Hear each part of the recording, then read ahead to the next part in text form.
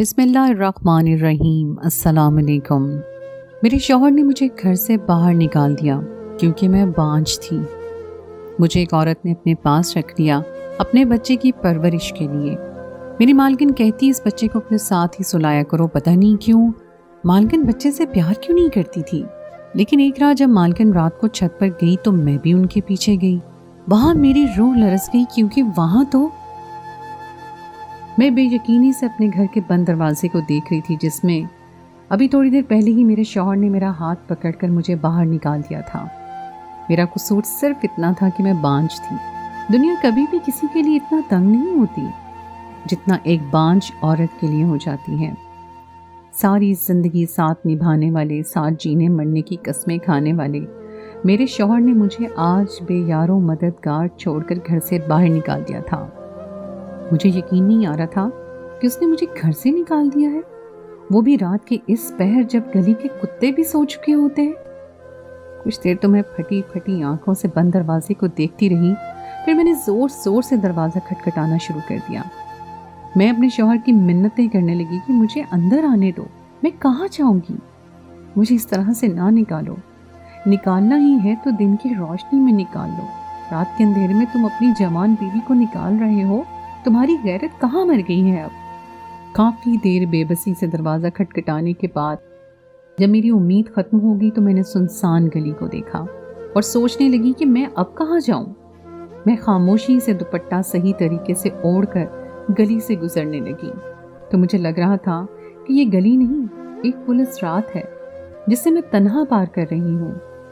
गली में आधी रात को कुछ मनचलों ने मुझे देखकर आवाज़ें कसना शुरू कर दी थी। मेरे कदम जो आराम आराम से उठ रहे थे, एकदम से उनमें तेजी आ गई थी और मैं तेज तेज कदम उठाती हुई आगे की जाने बढ़ने लगी। मैंने देखा वो 3 लड़के थे और मेरा पीछा कर रहे थे।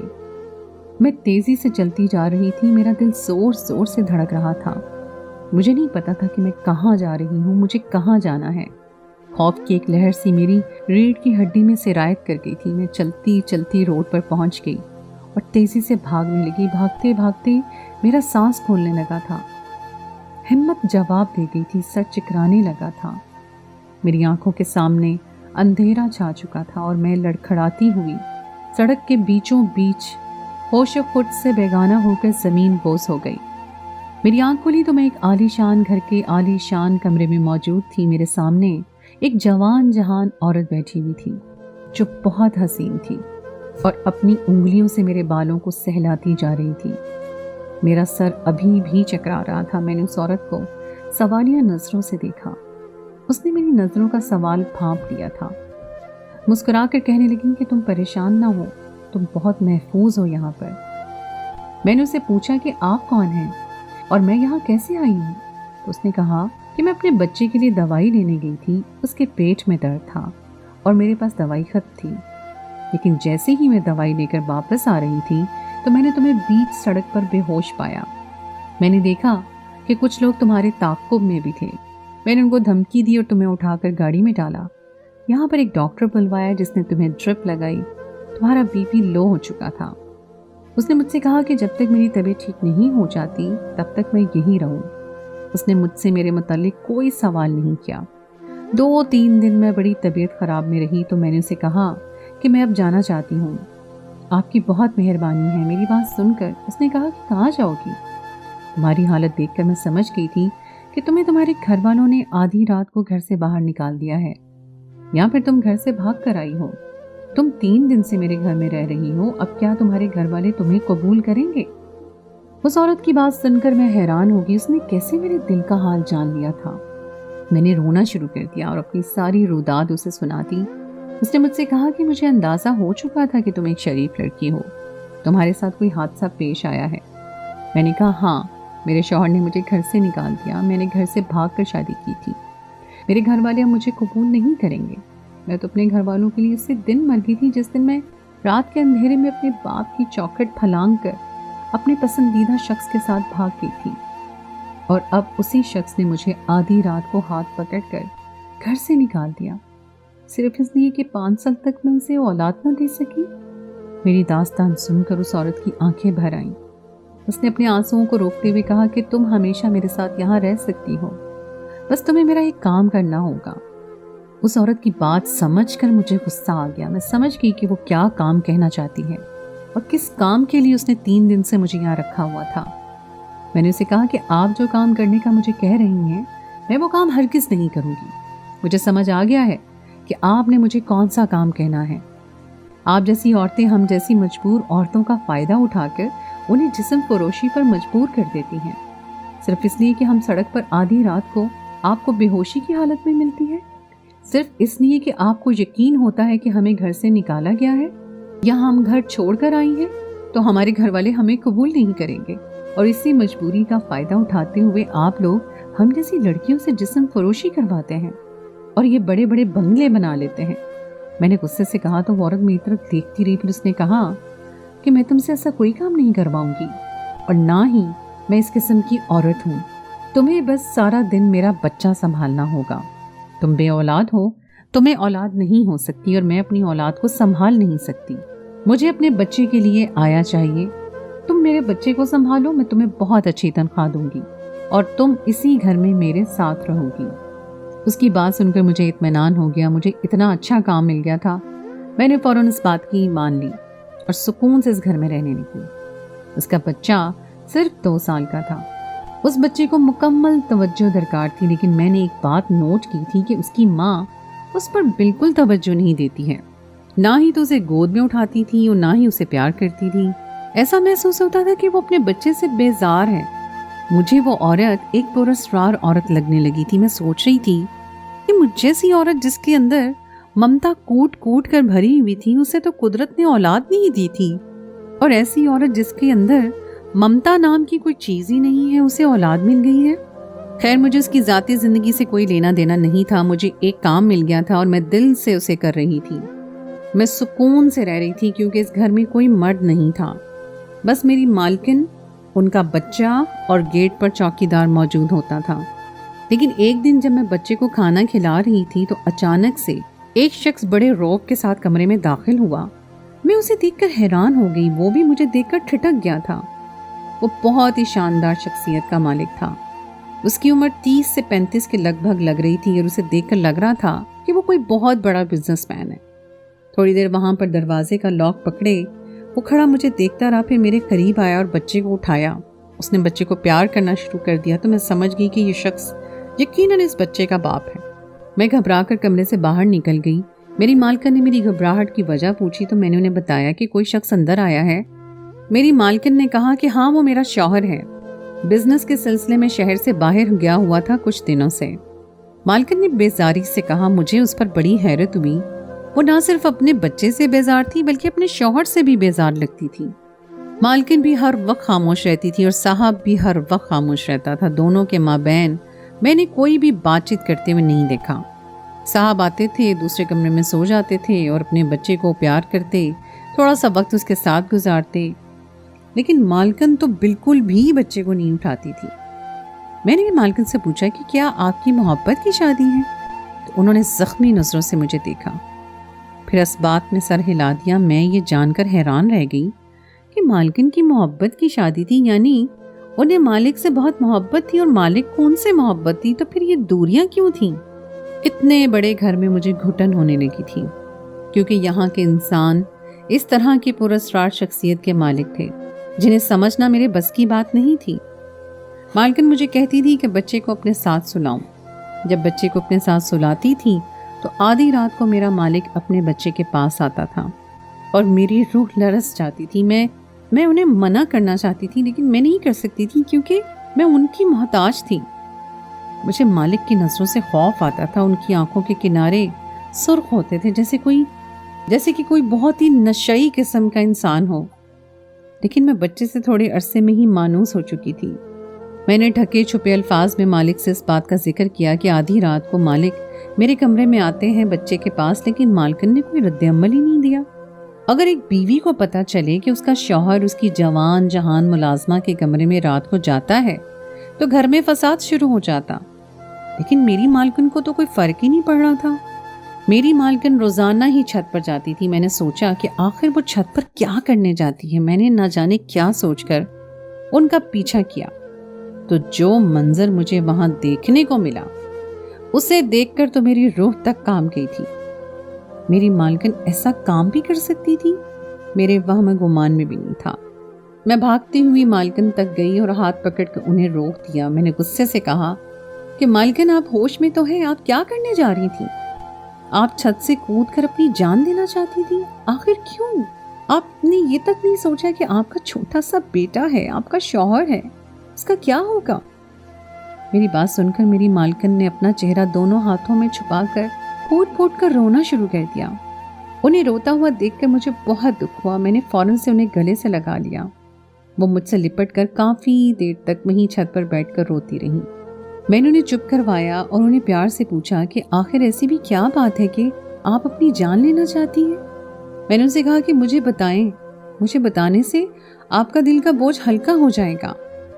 میں نے کہا تو انہوں نے اپنے آنسو صاف کیے اور پھر ساری داستان مجھے آرام سے سنانے لگی۔ میری مالکن کی کہانی انہی کی زبانی سنیے۔ میں نے 2 مریضوں کے بیچ میں آنکھ کھولی تھی۔ میرے والد سرکاری آفیسر تھے اور میری ماں گاؤں کی ایک ان پڑھ عورت تھی۔ میرے والد کو سرکاری نوکری مل گئی تو انہیں میری ماں میں ہر قسم کی برائی نظر آنے لگی، لیکن میری ماں نے میرے باپ کو بیٹا دیا جس کی وجہ سے ان کی پوزیشن گھر میں مضبوط ہو گئی۔ پھر میں پیدا ہوئی تو میری ماں پر میرا باپ بہت مہربان ہو گیا۔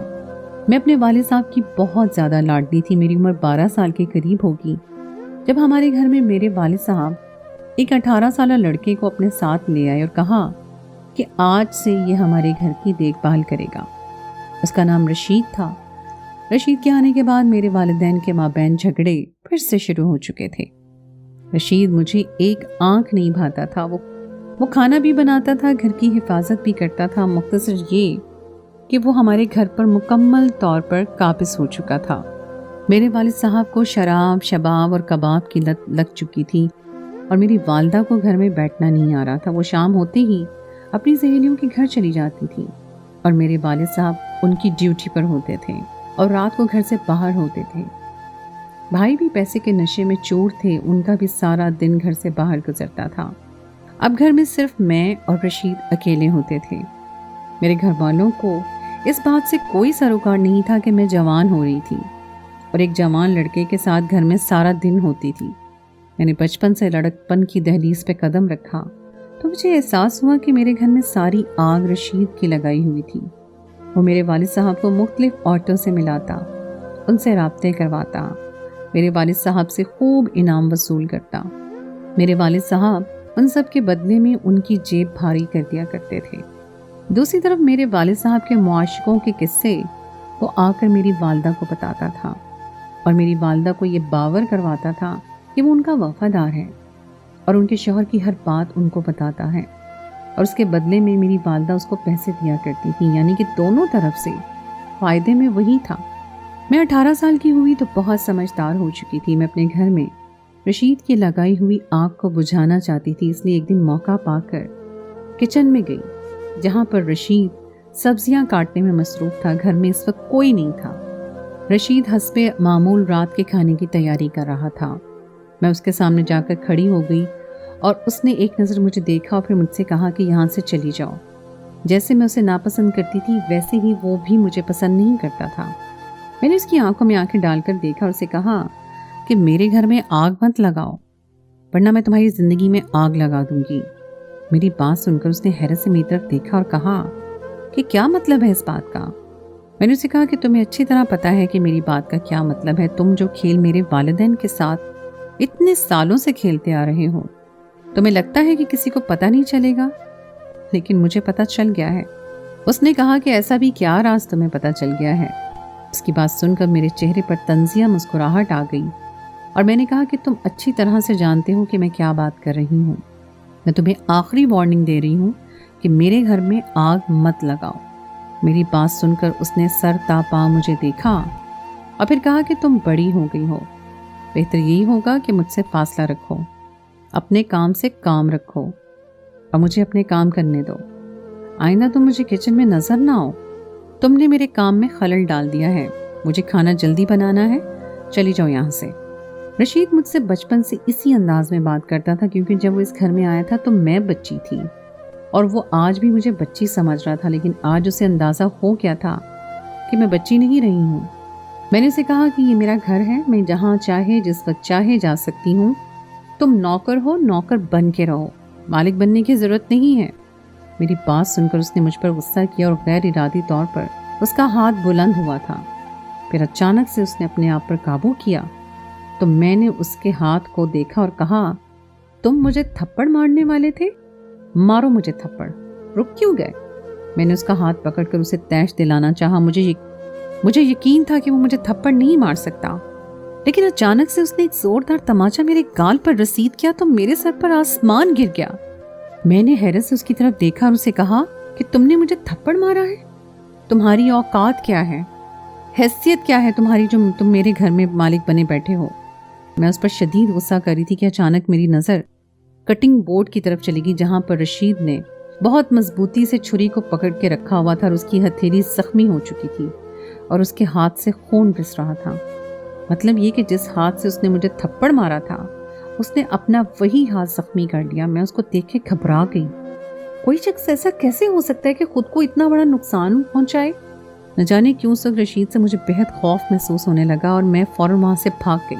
मैं अपने कमरे में आ गई। मेरा दिल जोर जोर से धड़क रहा था। यह मंजर मेरे लिए बहुत ही अजीब था। उसने मुझे थप्पड़ मारा। मुझे इस बात पर इतनी हैरत नहीं थी जितनी इस बात पर हैरत हो रही थी कि जिस हाथ से उसने मुझे थप्पड़ मारा उसने वही हाथ जख्मी कर लिया। उसके बाद मैं सारी रात सो न सकी। बस वही एक लम्हा था जब मेरे जज्बात रशीद के लिए और रशीद के जज्बात मेरे लिए मुकम्मल तौर पर तब्दील हो चुके थे। मैंने सारी रात रशीद के मुतालिक सोचते हुए गुजार दी। कितनी अजीब बात है ना, जिस इंसान से हम सबसे ज़्यादा नफरत करते हैं कुदरत हमें उसी से मोहब्बत करने पे मजबूर कर देती है। लेकिन मुझे नहीं पता था कि ये मोहब्बत मेरे गले का तौक बनने वाली है। अगली सुबह जब मैं कॉलेज के लिए निकल रही थी तो मैंने देखा कि रशीद के हाथ में पट्टी बंधी हुई थी। उसने मुझे देखकर नज़रें झुका ली। मैंने उसके हाथ को देखा, फिर उसे कहा कि इंसान को ऐसा काम नहीं करना चाहिए जिसके बाद पछताना पड़े। उसने एक नज़र मेरी तरफ देखा तो मुझे लगा कि उसकी एक नज़र मेरे वजूद में तीर की मानंद पेवस्त हो गई है। मैंने उसके ख्याल को झुटकने की बहुत कोशिश की, लेकिन मैं क्या करती, वो तो सारा दिन मेरे साथ एक घर में रहता था। ये वो शख्स था जिसकी वजह से मेरा घर खराब हो चुका था। और अजीब बात ये थी कि उसी शख्स के मुतालिक मैं इतना कुछ सोच रही थी। मैं 18 साल की थी और वो 24 साल का था और वो बहुत ही खूबरू नौजवान लगता था। बस मुझे कुछ ही दिन लगे, मैं उसकी मोहब्बत में मुब्तला हो गई। चंद दिनों में ही उस शख्स की इतनी दीवानी हो चुकी थी कि जिसका कोई हिसाब नहीं था। एक दिन वो किचन में काम कर रहा था, मैं उसके पीछे चली गई और अपने जज्बात पर काबू न रख सकी और उससे लिपट कर अपनी मोहब्बत का इजहार कर दिया। उसने फौरन मुझे खुद से अलग किया और कहा कि मुझे मरवाओगी क्या? तुम्हारे बाप ने अगर ये मंजर देख लिया तो वो मुझे जान से मारने से पहले एक लम्हा नहीं सोचेगा। उसने खौफजदा होकर कहा। मैंने उसे कहा कि मैं लड़की होकर इतने धड़ल्ले से अपनी मोहब्बत का इजहार कर रही हूँ, तुम मर्द होकर इस कदर खौफजदा हो। तो उसने कहा कि तुम्हें क्या लगता है कि एक मर्द मजबूर नहीं होता है? मैं जैसा भी हूँ तुम्हारे बाप का नौकर हूँ और ये बात मैं नहीं भूल सकता। मैंने उसे कहा कि क्या तुम्हें मुझसे मोहब्बत नहीं है? तो उसने नजरें चुरा ली। उसने मुझसे कहा कि मेरे सामने मत आओ, तुम्हें देखकर मेरे जज्बात बहकने लगते हैं। अगर मेरे मालिक को पता चल गया तो मैं इस नौकरी से भी जाऊंगा और जान से भी जाऊंगा। मैंने उसे कहा कि मुझे तो नहीं पता, मैं तुम्हारे मुंह से मोहब्बत का इजहार सुनना चाहती हूँ। मेरे बहुत इसरार पर उसने मुझसे मोहब्बत का इजहार कर दिया और बस यही लम्हा था जो पीछे से मेरे वालिद साहब आ गए और उन्होंने सारा मंजर देख लिया। मेरे वालिद साहब ने रशीद को इस कदर मारा कि उसकी हालत हो गई।